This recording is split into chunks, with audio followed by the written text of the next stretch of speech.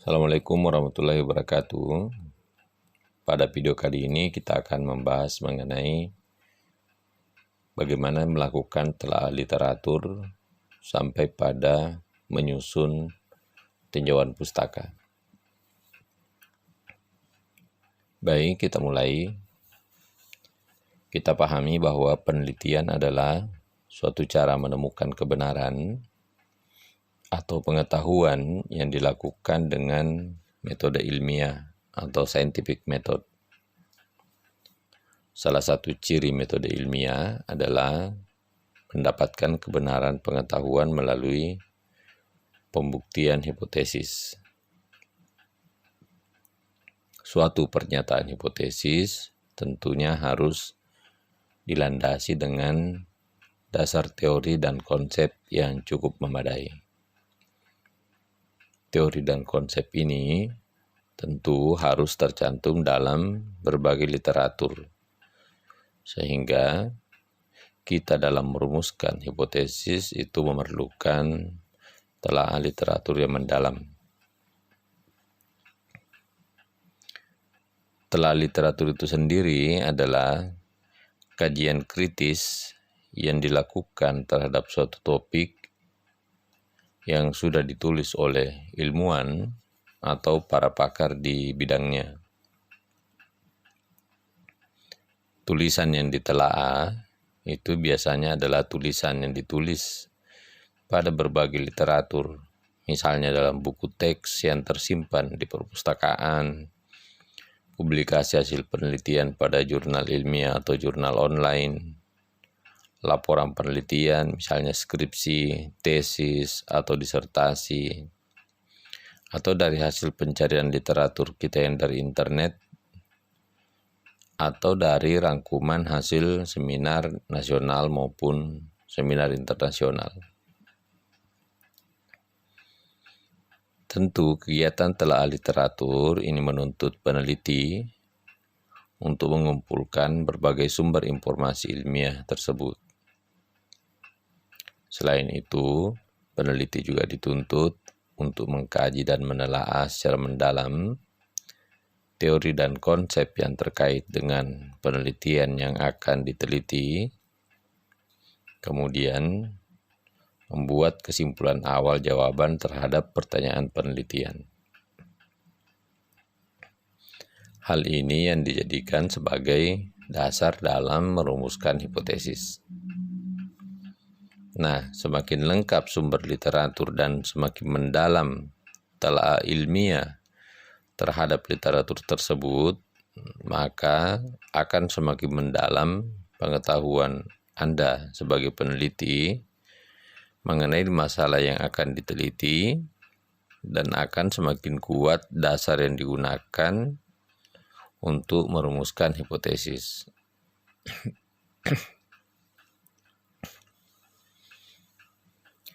Kegiatan telaah literatur ini umumnya dilakukan setelah peneliti menemukan masalah penelitian. Namun kadang juga ada peneliti yang memulainya di awal suatu kegiatan penelitian. Karena membaca berbagai literatur sedini mungkin, ini akan membuka wawasan peneliti mengenai permasalahan dan mengetahui hal apa yang sudah diteliti dan apa yang belum diteliti terkait dengan suatu topik. Pemahaman ini tentunya akan mempermudah peneliti untuk menemukan masalah penelitian. Banyak peneliti pemula atau mahasiswa tingkat akhir yang mengalami kesulitan menemukan masalah penelitian untuk skripsinya. Mereka biasanya tidak dapat memulai penelitian hanya karena belum mengetahui masalah yang akan diteliti. Bahkan ada yang sampai tertunda penyelesaian pendidikannya karena masalah ini. Beberapa mahasiswa itu malah mencari jalan pintas dengan meminta topik penelitian dari temannya. Padahal dia tidak tertarik sama sekali dengan topik tersebut atau bukan pada bidang pilihannya. Hal ini terjadi karena mereka belum mengetahui topik spesifik yang ingin diteliti dan belum memiliki pengetahuan yang mendalam tentang suatu topik. Telaah literatur di tahap awal ini akan sangat membantu peneliti menemukan masalah penelitian yang merupakan pintu masuk dalam suatu proses penelitian. Tentu kejelasan mengenai masalah penelitian ini akan mempermudah peneliti untuk melaksanakan tahap-tahap. Ketika peneliti menemukan suatu fenomena yang kemudian dijadikan sebagai masalah penelitian, kemudian ternyata setelah hampir seluruh proposal penelitian selesai dikerjakan, ini baru disadari bahwa masalah tersebut sudah banyak yang meneliti, atau penelitian ini bukan penelitian yang orisinil atau penelitian baru. Ini bisa terjadi karena keterbatasan literatur dan publikasi ilmiah yang dibaca oleh peneliti. Sehingga untuk mencegah masalah ini, peneliti disarankan untuk mencari, membaca, dan menelaah banyak literatur.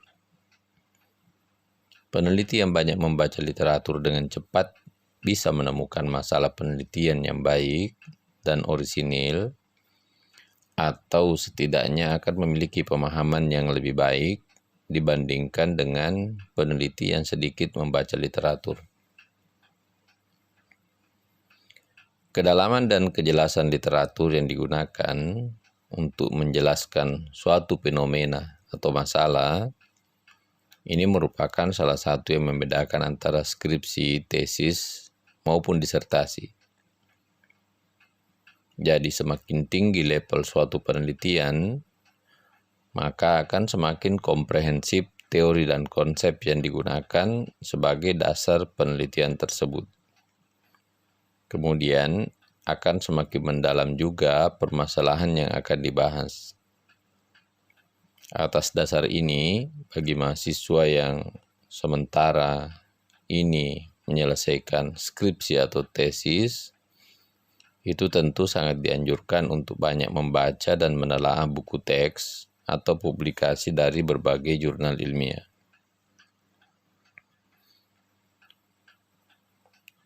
Ini ada perbedaan yang mendasar antara telaah literatur atau telaah pustaka dengan tinjauan pustaka. Untuk mendapatkan tinjauan pustaka, peneliti mengumpulkan teori yang mendasari identifikasi, penjelasan, dan pembahasan masalah penelitian. Sedangkan dalam telaah pustaka, selain mengumpulkan teori, peneliti menambahkan komentar, kritik. Kritik itu bisa mencakup kelebihan atau kekurangan teori yang ada dalam pustaka dan perbandingan dengan teori lain yang terkait dengan masalah penelitian. Telaah pustaka atau literatur review itu tidak hanya digunakan untuk penulisan bab 2 dalam proposal dan laporan penelitian, namun bisa juga digunakan sebagai dasar ilmiah peneliti untuk menjelaskan hasil penelitian. Sekarang kita masuk di apa sebenarnya manfaat dari telaah literatur. Jadi telaah literatur atau literatur review ini merupakan suatu tahapan penting yang harus dilakukan peneliti untuk menghasilkan suatu penelitian yang berkualitas. Kegiatan ini bisa dikatakan sebagai pintu masuk bagi peneliti untuk merencanakan dan melaksanakan penelitian. Ada setidaknya 7 manfaat telaah literatur dalam suatu penelitian. Yang pertama itu adalah mengkaji sejarah permasalahan. Nah, ketika kita menemukan suatu fenomena atau masalah penelitian, Umumnya, peneliti hanya mengetahui dan memahami permasalahan tersebut secara superficial atau kulit-kulitnya saja. Nah, telah literatur terkait dengan masalah penelitian ini membantu peneliti memahami permasalahan secara mendalam dan mendapatkan jawaban sementara yang nantinya harus dibuktikan dengan penelitian tentang sejarah munculnya masalah tersebut. Yang kedua, manfaat telah literatur adalah mendukung perumusan masalah penelitian. Setelah menemukan suatu fenomena yang dijadikan sebagai masalah penelitian, maka peneliti dituntut untuk mampu membuat statement atau pernyataan tentang masalah penelitian tersebut. Hasil telah literatur ini membantu peneliti memperkuat dan memperjelas rumusan masalah penelitian. Kemudian manfaat yang ketiga adalah mendukung perumusan hipotesis penelitian. Hipotesis ini adalah pernyataan peneliti tentang jawaban sementara terhadap pertanyaan penelitian atau dugaan sementara terhadap hasil penelitian. Untuk membuat hipotesis, ini diperlukan kemampuan berpikir kritis atau critical thinking yang memadai, sehingga menghasilkan pernyataan hipotesis yang akurat, relevan, dan logis. Pernyataan ini itu bukan didapat dari intuisi peneliti, namun berdasarkan asumsi ilmiah yang logis.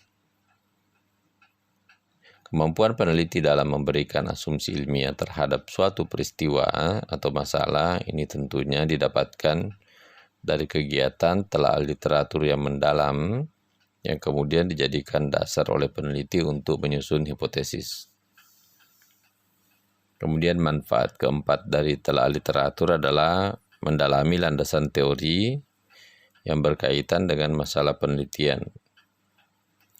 Nah, hasil telaah literatur tentang beberapa teori dan hubungan antar konsep-konsep terkait dengan teori tersebut ini diformulasikan dan dikembangkan menjadi suatu landasan teori. Landasan teori ini yang selanjutnya digunakan peneliti sebagai dasar dalam membangun kerangka teori dan kerangka konsep penelitian. Hal ini juga memungkinkan peneliti untuk mengetahui potensi hubungan antara konsep-konsep yang akan diteliti. Manfaat yang kelima dari telaah literatur adalah mengkaji kelebihan dan kekurangan hasil penelitian terdahulu. Jadi telaah literatur terutama hasil penelitian terdahulu ini dilakukan dengan cara mengumpulkan berbagai artikel, mengkritisi artikel tersebut sampai dengan menemukan kesimpulan ilmiah yang bersifat sementara. Tentu kritik ini dilakukan dengan mengkaji kelebihan dan kekurangan penelitian dari aspek desain penelitian, pemilihan sampel, pengukuran, sampai dengan analisis data. Nah, kritik hasil penelitian terdahulu pada akhirnya ini akan meningkatkan pemahaman peneliti mengenai topik yang akan diteliti. Kemudian manfaat literatur. Telaah literatur yang keenam adalah menghindari duplikasi penelitian. Banyak membaca dan menelaah literatur ini membantu peneliti untuk mengetahui bagian mana dari suatu topik yang sudah pernah diteliti sebelumnya. Hal ini dilakukan untuk mencegah terjadinya duplikasi penelitian. Jika bagian tertentu dari suatu topik sudah pernah diteliti, maka peneliti dapat mengeksplorasi bagian lain dari topik tersebut atau masalah apa yang belum tergali dari hasil penelitian terdahulu. Kemudian manfaat telaah literatur yang ketujuh adalah membantu pemilihan prosedur penelitian. Nah, dari penelitian-penelitian tentang permasalahan yang serupa, ini dapat dikaji prosedur-prosedur penelitian yang digunakan oleh peneliti terdahulu. Hal ini akan membantu peneliti dalam menentukan prosedur yang tepat digunakan pada penelitiannya. Selanjutnya kita akan membahas mengenai bagaimana sih prosedur untuk telaah pustaka dan mengembangkan kerangka teori. Nah, kita akan lihat langkah-langkahnya atau prosedurnya. Ini yang pertama adalah penelusuran kepustakaan. Jadi, langkah-langkah dalam melakukan penelusuran kepustakaan itu mencakup, ya, yang pertama adalah menentukan sumber kepustakaan seperti buku di perpustakaan, jurnal ilmiah yang tersimpan di perpustakaan atau internet, laporan ilmiah yang terdokumentasi di perpustakaan, dan hasil seminar atau pertemuan ilmiah. Langkah yang kedua adalah menentukan teori dan konsep yang akan ditelusuri. Jadi topik dan subtopik dari teori yang akan ditelusuri itu dibuat mengerucut dan lebih spesifik untuk mempermudah penelusuran. Kemudian langkah yang ketiga adalah mengumpulkan sumber pustaka yang relevan dan terkini atau up to date. Jika ada beberapa referensi membahas masalah yang sama, maka tentu pilihannya adalah memilih referensi yang terkini atau terupdate. Referensi dari jurnal ilmiah umumnya lebih up to date dibandingkan dengan referensi buku teks. Kemudian langkah terakhir dari penelusuran kepustakaan adalah melakukan seleksi awal atau screening terhadap sumber pustaka yang telah terkumpul. Hanya sumber pustaka yang relevan saja dengan topik penelitian ini yang kita jadikan sebagai sumber referensi. Nah, tadi itu adalah langkah-langkah dalam hal penelusuran kepustakaan. Selanjutnya, tahapan yang kedua adalah mengkaji kepustakaan yang terpilih. Nah, setelah sumber literatur terkumpul, maka kita sebagai peneliti itu harus membaca secara mendalam dan memahami literatur untuk menentukan teori yang akan digunakan sebagai kerangka kerja atau framework penelitian. Jadi terhadap publikasi hasil penelitian juga perlu dilakukan kritisi atau critical appraisal. Ini untuk menjamin hasil penelitian tersebut layak dirujuk dalam tinjauan pustaka. Kemudian keterkaitan antara beberapa hasil penelitian yang berhubungan dengan masalah penelitian ini akan memperjelas masalah dan memperkuat pernyataan hipotesis. Sehingga pada tahap ini peneliti dituntut untuk mampu menggunakan kemampuan berpikir kritis dalam menyusun kerangka berpikir atau kerangka kerja penelitian. Selanjutnya, prosedur telaah pustaka dan mengembangkan kerangka teori yang ketiga adalah menyusun dan mengembangkan kerangka teori. Hasil telaah literatur ini adalah terbangunnya kerangka teori. Kerangka teori pada dasarnya merupakan penjelasan tentang teori yang dijadikan landasan dalam suatu penelitian. Dapat berupa rangkuman dari berbagai teori yang dijelaskan dalam tinjauan pustaka. Di dalam kerangka teori tergambar asumsi-asumsi teoritis yang digunakan untuk menjelaskan fenomena. Tapi kadang juga misalnya dalam pedoman penulisan skripsi, kadang juga tidak diminta untuk mencantumkan kerangka teori, tetapi langsung saja ke kerangka konsep. Selanjutnya kita masuk di tahapan yang keempat, yaitu menyusun dan mengembangkan kerangka konsep. Kerangka teori pada dasarnya belum menjelaskan mengenai konsep apa saja yang akan diteliti dari keseluruhan teori tersebut, sehingga perlu dikembangkan dalam bentuk kerangka konsep. Kerangka konsep ini adalah penjelasan tentang konsep-konsep yang terkandung di dalam asumsi teoritis yang digunakan untuk mengabstraksikan unsur-unsur yang terkandung dalam fenomena yang akan diteliti dan menggambarkan bagaimana hubungan di antara konsep-konsep tersebut. Secara operasional, kerangka konsep dalam penelitian ini dinyatakan sebagai penjelasan tentang variabel-variabel apa saja yang akan diteliti, yang diturunkan dari konsep-konsep terpilih, bagaimana hubungan antar variabel-variabel tersebut, dan hal-hal yang merupakan indikator untuk mengukur variabel-variabel tersebut. Berdasarkan kerangka konsep, ini tergambar variabel-variabel yang menjadi fokus investigasi atau fokus penelusuran atau penelitian dalam suatu penelitian atau studi. Variabel-variabel ini kemudian didefinisikan secara operasional sehingga dapat dijadikan landasan dalam mengembangkan instrumen penelitian.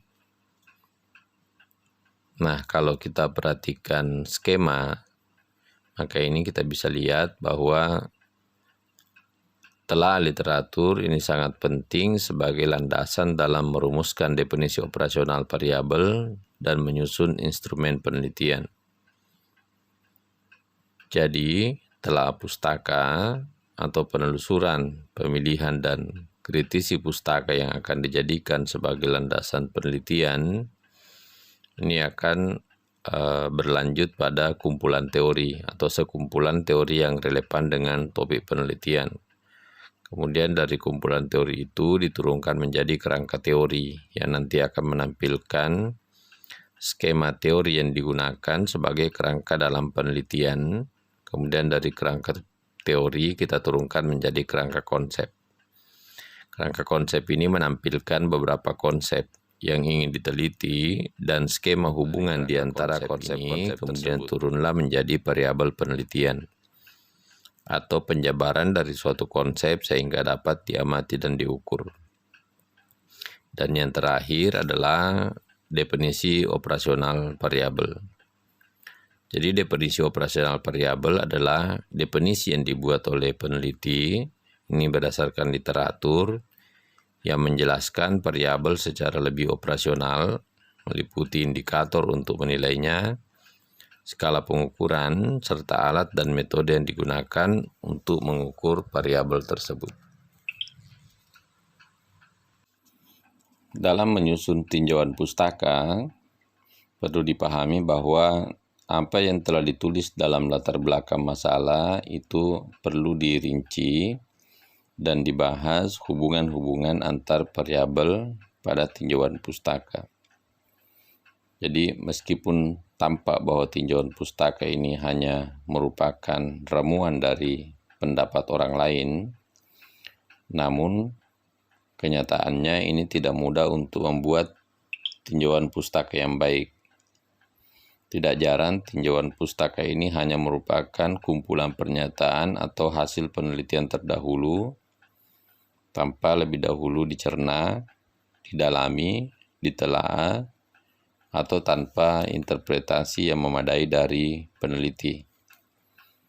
Apabila kumpulan tersebut ini dibuat tanpa kalimat pengantar yang baik, maka akibatnya akan tambah buruk.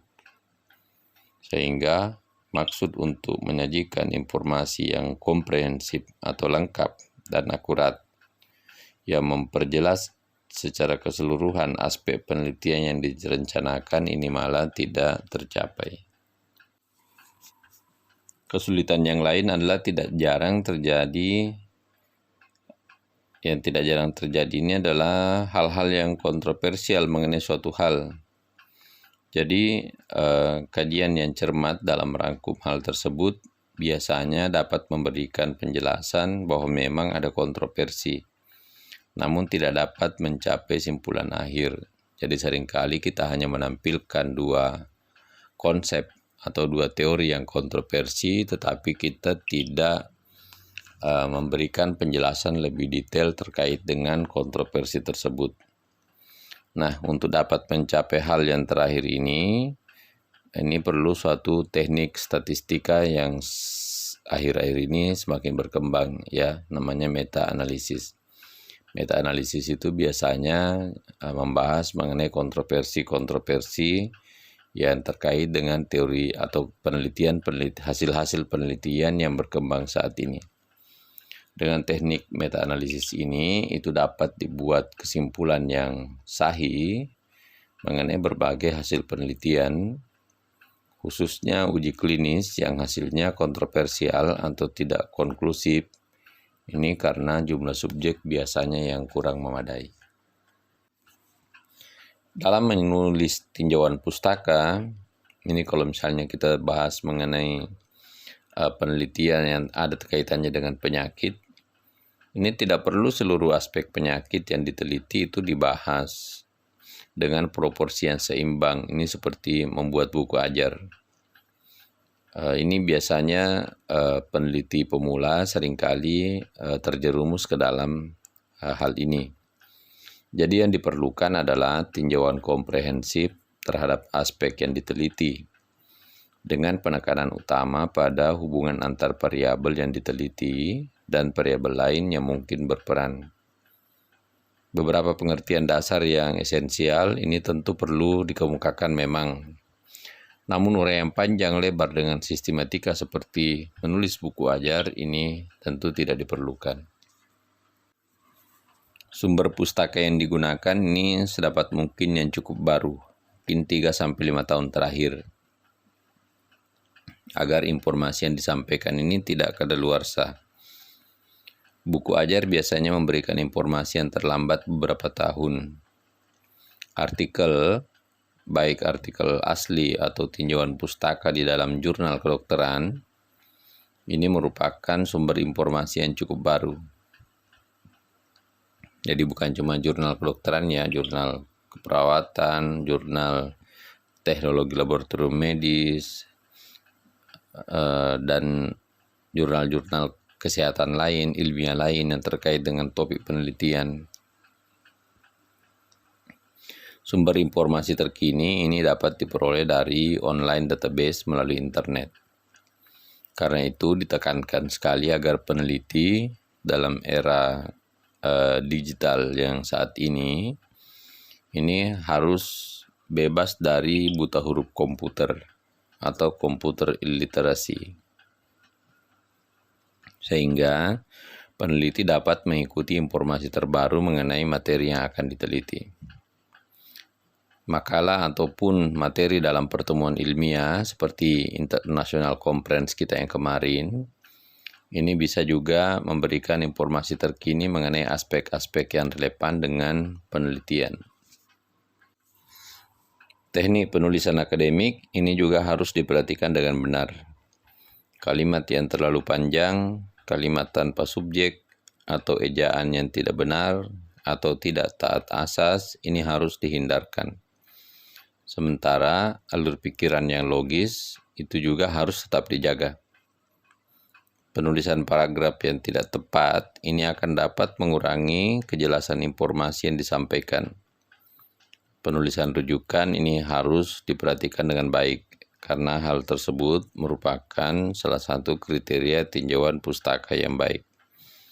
Teman yang diminta tolong untuk membaca ulang tinjauan pustaka ini seringkali bisa memberikan masukan yang berharga, karena sesuatu yang menurut penulis sudah jelas, mungkin masih sulit dipahami oleh orang lain. Jangan dilupakan bahwa kita menulis untuk dibaca serta dimengerti oleh orang lain. Kemudian, pustaka-pustaka yang dirujuk ini sebaiknya adalah pustaka primer. Banyak mahasiswa biasanya seringkali menggunakan pustaka dalam pustaka. Misalnya Arianto dalam Arikunto, Sarweni dalam Rita. Ya sebaiknya yang seperti itu dihindari, tetapi carilah pustaka primer atau pustaka utamanya. Kemudian sedikit perlu dilihat terkait dengan kerangka konsep dan kerangka kerja. Salah satu kekeliruan yang sering dilakukan adalah ketika mahasiswa diminta membuat kerangka konseptual atau ketika peneliti diminta untuk membuat kerangka konseptual, maka peneliti biasanya menyusun alur kerja ya, atau diistilahkan sebagai kerangka desain penelitian. Ini misalnya diagram yang menunjukkan populasi terjangkau, sampel, kemudian subjek dirandomisasi, dilakukan intervensi, jenis-jenis variabel yang diukur, dan lain sebagainya. Perlu dipahami bahwa kerangka kerja seperti ini itu bukan kerangka konseptual. Sekali lagi, jadi kalau bagan yang digambar itu adalah diagram yang menunjukkan populasi, sampel, randomisasi, intervensi, jenis-jenis variabel yang diukur, itu bukan merupakan kerangka konseptual dan tidak sesuai dengan tujuan pembuatan kerangka konsep penelitian, sehingga harus dihindari. Kenapa? Karena alur penelitian ini memang perlu dibuat untuk memperjelas cara rekrutmen dan perlakuan terhadap subjek, namun ia merupakan bagian dari metodologi penelitian, bukan merupakan kerangka konseptual. Jadi kerangka konseptual ini sekali lagi adalah berbagai aspek yang disajikan secara rinci, namun terfokus dalam tinjauan pustaka yang menggambarkan kerangka teori. Selanjutnya dibuat rangkuman sebagai dasar untuk membuat kerangka konseptual. Lazimnya, kerangka konseptual ini dibuat dalam bentuk diagram yang menunjukkan jenis serta hubungan antar variabel yang diteliti dan variabel lainnya yang terkait. Karena tentu tidak semua variabel akan diukur dalam penelitian yang direncanakan. Pada diagram perlu digambarkan pula batas-batas lingkup penelitian. Biasanya yang garis putus-putus berarti adalah yang kita tidak teliti. Nah, diagram kerangka konseptual harus menunjukkan keterkaitan